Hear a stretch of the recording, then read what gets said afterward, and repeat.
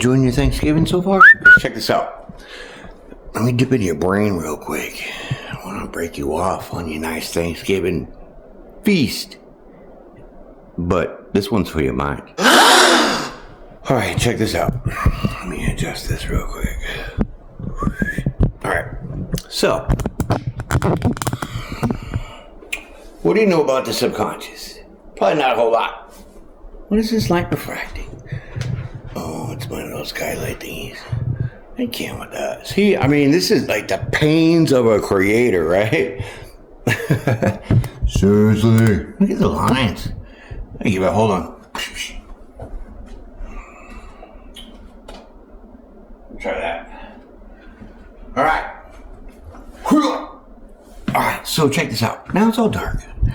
We're getting close. Now I look blue like a little alien or something. Anyways. Your subconscious might not necessarily be all yours. And what I mean by that is, every day we live our lives, right? Doing our own thing. We have our own reasons, we have our own goals, we have our own routines, right? But there are underlying factors with that when it comes to us being a group, which is the collective consciousness. So in the collective consciousness, there are obviously levels to an individual, which means you have feelings, you have thoughts. Those are different levels, right? With the collective consciousness and everybody being so different and so diverse, there are what I would call foundations, pentacles, if we're talking tarot, that give you a sense of stability, a foundation, a basis of your beliefs. Everybody believes in religion, don't they? Well, different religions, that's what makes us diverse. But it's religion as a whole that everybody believes in, not which one do you believe in. Because if you just ask people, hey, do you believe in religion? They'd be like, yeah. So, that is a baseline foundation. For one, we can get into many more examples, but I think you get it. So picture this scenario. You're doing your own thing, right? In your own reality, in your own world, blah, blah, blah, blah, blah, blah. But energy is fluid. So there are times where, most times, the collective as a whole, their energy kind of unites. It all kind of comes together on the same idea. Same thought, process, mentality, goal, idea. It all kind of comes to one kind of level. Because normally the collective is like this. You got the Johnny Bravos are like, oh girl, you're a dick. And then these people over here are like, why are you calling me? Right? The collective consciousness, when that something comes together, when everybody's a dick, now that energy is so potent that is the kind of energy that could break through your own individual reality's mentality. Have you ever just been at home, wherever, and then all of a sudden, you're having a good day, say you're at Chili's and you're getting your baby back ribs on, right? Yeah, your face is all greasy and you're all messed up. You got a white t-shirt on, which is me being famous for always wearing my food. And then all of a sudden, bam! You start feeling this sadness, this morbidity. You're like, I don't know why, I just feel sad. I don't know, I should be loving Chili's and I love, whatever. But you just have this weird feeling of something that's making you sad. You haven't quite placed your finger on it yet because you're too busy holding the ribs. So finally it hits you, right? Finally it hits you and you understand what this feeling is, but you don't know where it came from. Okay? So What I mean is that sometimes in the collective energy, that energy will find, just like any kind of dealings with schematics of a professional sense of an electrician, you need to have like the box where you plug your shit in. But before that, you need to hook the wire up to the box, and that wire goes through the wall out to your main big box. So if you did all the wiring, you hooked up to the box, to the wall, but then you didn't do it to the breaker, fuse box, whatever, we can go old school here, and it's not connected there, well, then you have no power. So that means when you flip that switch, there's nothing there. So flipping that switch, nothing there, is you in your own reality just creating your own existence, because you're not plugged into the collective consciousness. Now once that wire gets hooked up, boom, now you got juice to flip the switch, bam, now you get that zap, now we can plug you in. So the collective consciousness energy can sometimes be not of your own reality, but just something as the energy projection. Just like connecting that wire. The wire being the collective consciousness, you being the box. Plug it in, plug it in. So now when you get that energy, that download, that why am I feeling so sad at Chili's when my face is all barbecue ribbed out?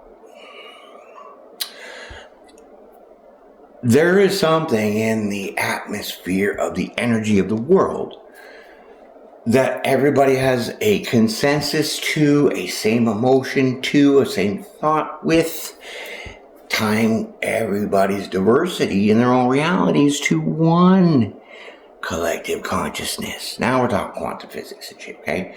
I do want a complimentary PhD. I would love that, right? I almost have my criminal justice degree, but I just had the internship to go, and when you just got out of service after your second tour and you had 4 kids and you're going to night school and your judge was a Supreme District judge and all he did was talk about nothing except for his court cases, and then says, hey, after 3 hours I want case versus blah blah blah blah blah, give me all the details, right? Pain in the ass, but it taught me something. Not everybody's going to project everything, like all the details, all the information, all the knowledge. So when you get that message, that download, you need to know how to plug it into the box, or accept it, or understand it, translate it. And because we're talking subconscious to subconscious here, we're not talking conscious thoughts. The dick decide to do their little black magic and want to do thought and word curses and all this other hokey pokey black magic crap. Walk on with that shit. Tired of it, right? It's just so uneventful. Like, bro, I work for God. If you didn't know that, I work for God. Sorry. I know what I'm here to do, and you know why I'm here too. It's that easy. But sometimes you're strong enough, you get a couple missions. So that collective consciousness now is where you're at when you're already dealing with something else in your own reality. Then God says, hey, soldier, I got something for you to do. In the army, we call that a hey you. That means you're going to be picking some weeds, mowing the lawn, you'll be doing something, right? Area beautification. I love that. All our areas should be beautiful, right? So now you got another assignment. This collective energy that was put on you that's making you feel depressed, sad, whatever. Now you got to translate it. Now you got to understand it. So you go to the book, which is your brain, and you interpret from your emotions to your thoughts, and you figure out some part of your life that maybe was triggered to understand the message got sent to you for a reason, because this is part of your journey to grow oneself out of your lower energy field, which is your lower chakras and or animal instinct. Okay? That was like, succumbing to eating the apple, the temptation. That was the instinct. We want to eat. Oh, it looks beautiful. Let me eat it. whatever. That's way down low chakras. We don't need that. We want to be up here and high, right? Because we do have a soul. And the ones that sold it out, I'm sorry. I might have been a little late to the party, doing the best I can with putting out all the good vibes that I can to change your mind. Bring you on over. Okay. This is the winning team, in case you didn't notice. The ones with the most struggle, definitely the champions. So you're going to get picked for assignments that aren't yours. That energy isn't yours.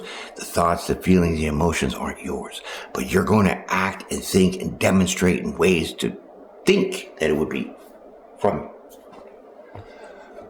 So now we're talking about people that are receptive, because we all are, with our pineal gland, which vibrates like a quartz crystal in your skull. That's science fact. You're going to be receptive to things. Kind of like you had a relationship. Boom. There was nothing to it. It was over. You got hurt a little bit. And y'all had that, you know how you got your firsts, you know, here to the first and that to the first. And we did this first together, right? You got a song. So after the pull, you're going to hear that song. You're going to be like, oh, man. Stored energy from your subconscious emulating through one of your chakras. So when you think about it, it's going to hit your crown chakra. When you feel about it, it's going to hit your heart chakra to your solar plexus. Maybe even the sacral. Hopefully not the root. Okay? You dig it? You understand? Cool. Taking this elementary style.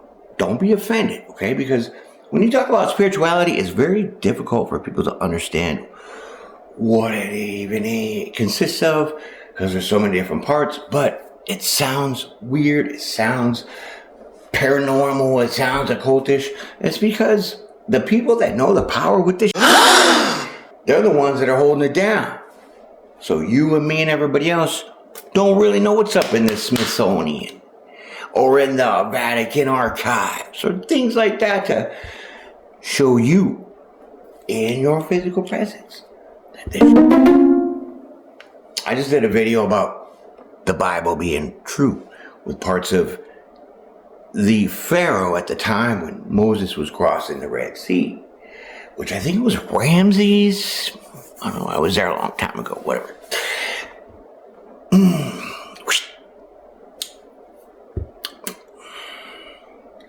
They found a stone, which is called, what is it called? Oh, my God. Oh, it's right on the tip of my tongue.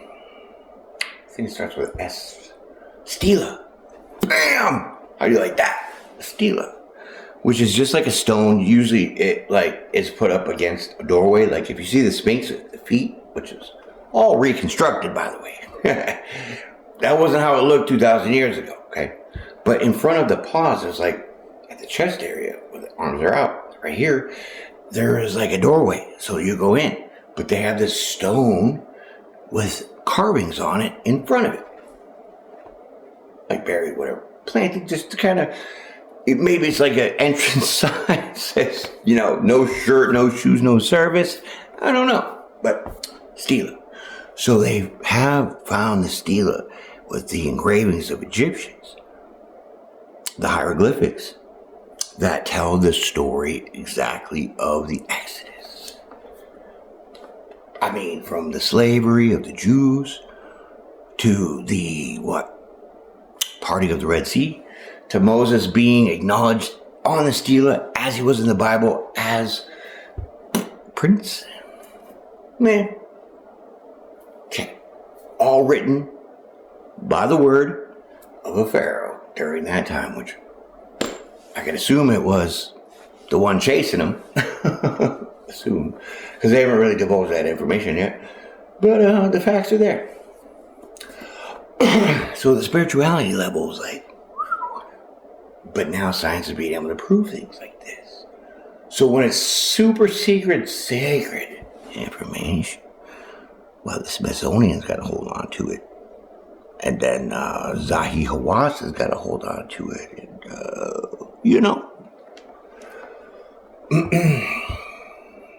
holding you back from understanding how to translate, transmute, and interpret this energy. Because they're whacking your consciousness with so much stupid stuff that's just holding you down. It feels like you had Thanksgiving dinner, but for your brain. Now you're ready for a nap. TV, this and that and that and this and fashion and this and the buses and the politics and all this and but some people are free and clear of that mindset because their reality is like this. Straight and good, right? They take care of their shit. They're good citizens, they're good people. They pay their bills, whatever. They're nice to people. Who knows? But they got some going good for them until there's something that comes in, which that is the job, that is the mission, that is the assignment. And now you have to, one, take on that energy because it was given to you, whether it is yours or not. That's what you have to deduce. And then if it's not your energy, well, then now you have to know how to figure out what to do with it, because if you get energetic messages, we'll say, downloads, thoughts, feelings, those are all energetic, right? Come on, you gotta think of something from somewhere, and you gotta feel a certain way from something. Show your face, that's not energy. Your heart pumps just like an alternator, baby, producing that electric. Touch your blanket straight out of the dryer. Tell me if you're not electric. Yeah. Same with the thoughts. So then if you figure out that whatever situation, friendship, relationship, co-workership, some shit that you're dealing with, is it like something that you could relate as a lesson to learn from? Because this is a piece of maybe like your childhood that you need to work on or something, then now it has to be turned around to figure out what to do with it. So God gives you very specific messages for very specific reasons. And he tells you because you already have the playbook. You just forgot. It's just like the ancient times of that history gone. People suppress it so you don't know. Technically you forgot. So you go through the journey of experiencing, trying to figure this out. And sometimes it's just dealing with friends and this and that, and like I said, relationships, and you have to endure that experience. Now we got hands-on. Because if you don't have the knowledge here, where's it going to go? Hands-on. And so when you get the hands-on, it's like I told my kids, there was no really book about adulting, being a parent, other than what to expect when you're expecting. And good for you mothers that you need to know to put your feet up so your ankles aren't swollen. But still, there's no guidebook. There's no set rules for adults to all be adults the way they should treat their children. People do it different. So that is hands-on. And most of us experience that. So we already have the muscle memory for it. The suppression of the consciousness is what's keeping you back from understanding to know what page that download is on. So us individuals, we do these things because we know some shit that I'm dealing with ain't even mine. But my role is to maybe show you that whatever you're doing, I can do just as good. But see, I could not do it anymore and just be fine and be myself. So some people that are codependent, you have to show them how to not be codependent by being codependent. Does that make any sense, psychologists? Probably does. Exactly. That is what we call exposure therapy. So that is like your mirror. Hello. I see you because I'm holding the mirror. You see you because the mirror's in front of you. But I can't see you in the mirror because I'm behind the mirror. So I'm not the one involved. I'm just the one that guides you to show you and tell you. So that is that message. That is the understanding of why you're depressed at Chili's. because somebody needs help in a way that you can help them. And if you don't have that guide, those instructions, because you forgot, well, then it's a hands-on thing. Trial by error. But with your faith in running over these issues that aren't yours but got put on you from projection, well, that just makes you stronger and wiser. It hurts to go through shitty things, I know. But here's a little saying I got for you. Check this out. You won't love it. Thought of the day. Oh, it might be backwards. Didn't you see that? Yeah. So your rejection before your election is merely a projection of your perception. And I'm going to leave it right there. So, I know I babbled. I know I went on and on and on. But without getting into you sitting down with a dictionary and a thesaurus, I think I did all right. Well, my friends, understand that this thing we call spirituality, collective consciousness, energy, is real. Because Jesus said, you can move mountains. Do you have the will for that? I do.